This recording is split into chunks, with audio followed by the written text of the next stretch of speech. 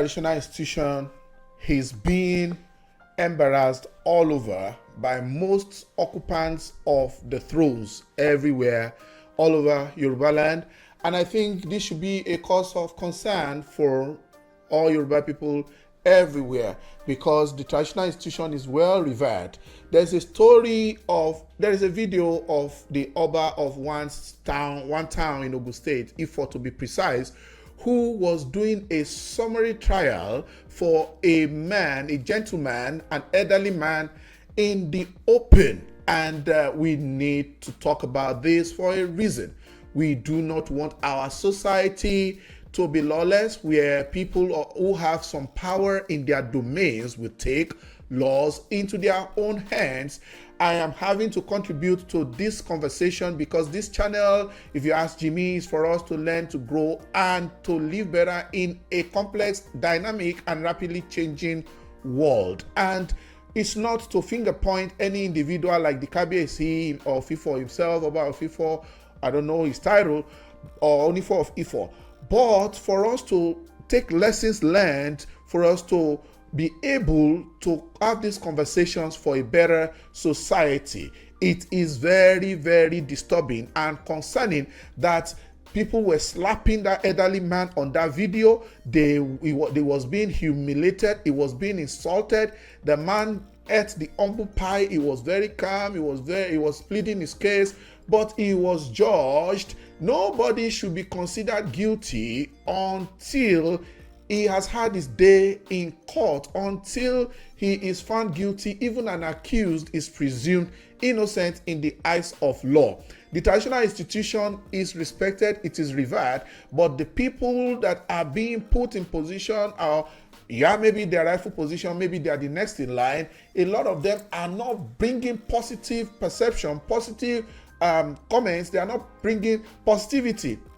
They're not bringing anything positive to that throne other than some scandalous and a lot of firing that they are doing all over the place. What is the situation? That man was tried, in the public. That man was tried, nobody's hearing his side. That man was assaulted. He was battered, because I saw people slapping him on that clip, on the video that is circulating. Now, it has been identified that it is the Kabiyesi of Ifo, the OBA of Ifo, that did that with his voice. And we got here somehow. The royal throne is more powerful than the way some of these Obas or kings are using it. And if only the Kabiyesi knew his powers, Kabiyesi has more powers than even what he was using publicly. But that is not where the conflict resolution of the Yoruba institution is being done. The Kabiyesi's throne is respected.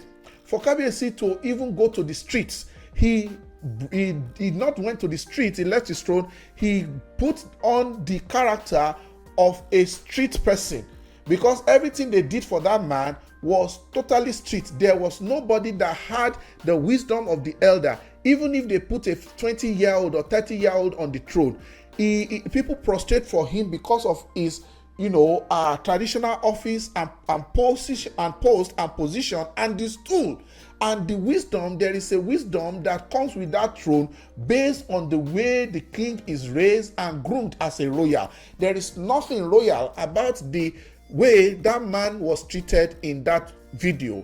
Even though the man may be wrong, I am not saying right or wrong, but the problem that happened in that video, if you can see, is that the man was trying to explain himself.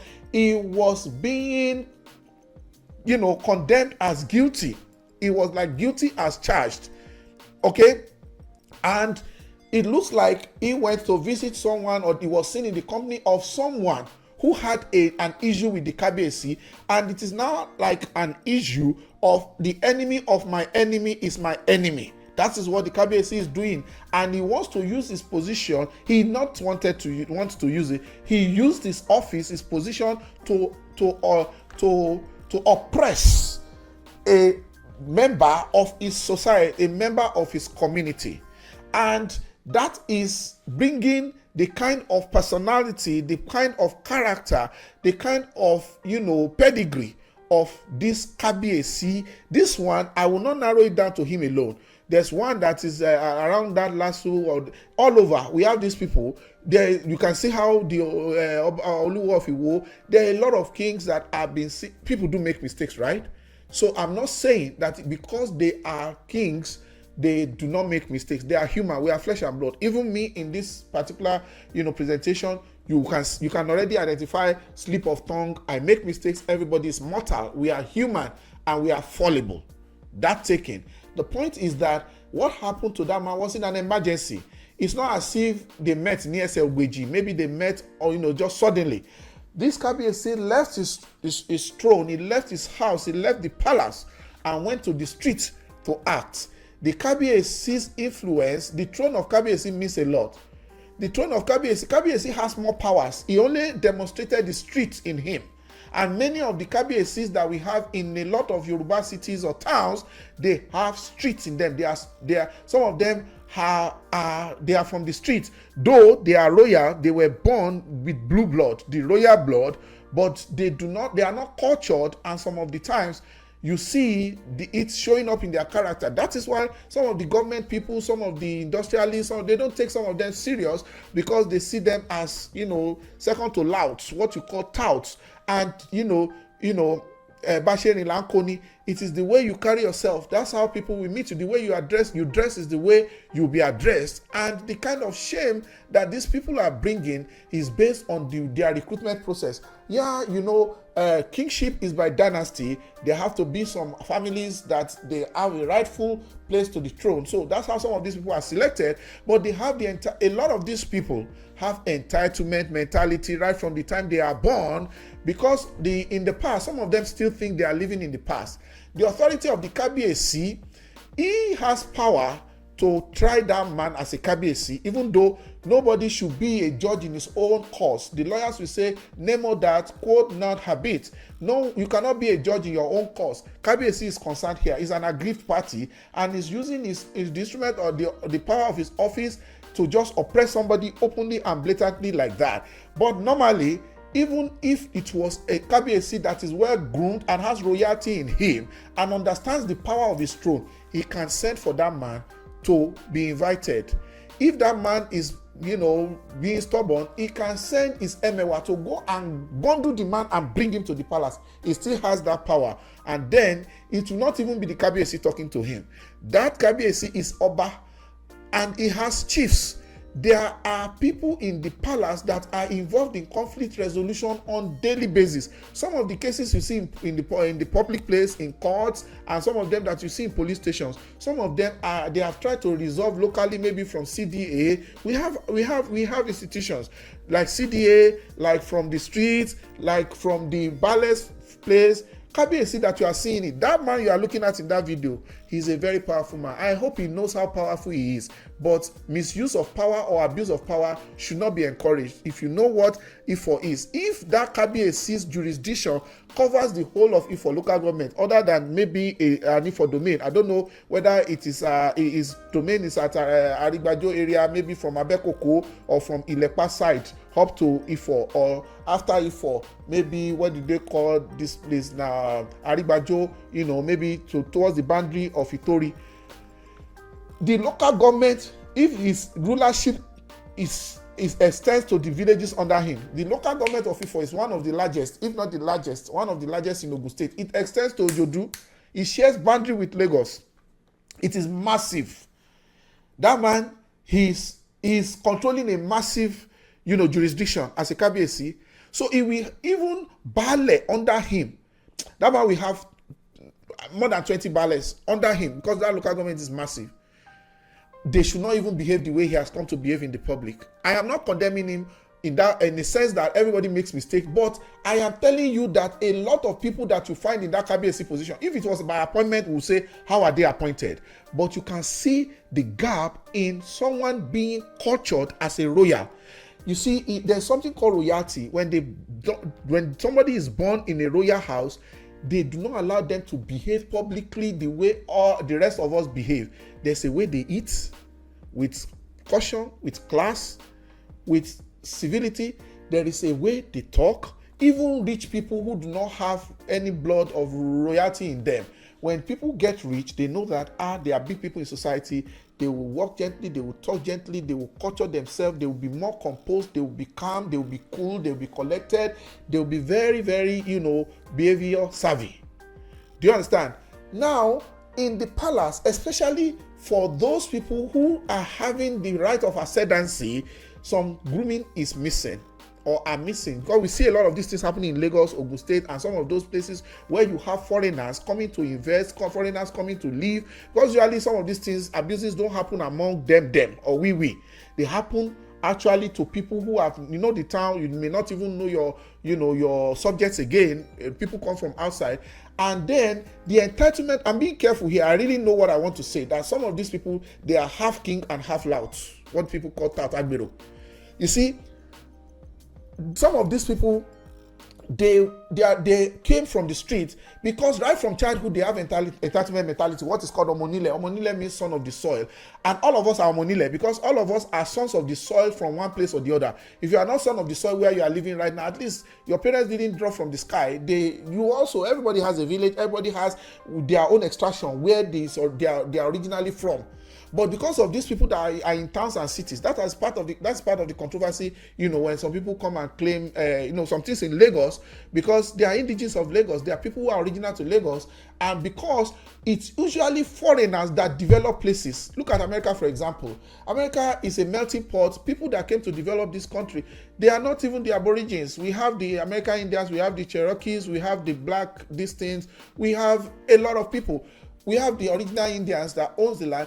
But people migrated from UK. They were called the Puritans from Britain to come and, George Washington and all of those people. Historically, even our current president right now, originally his ascendancy is traced back to Germany.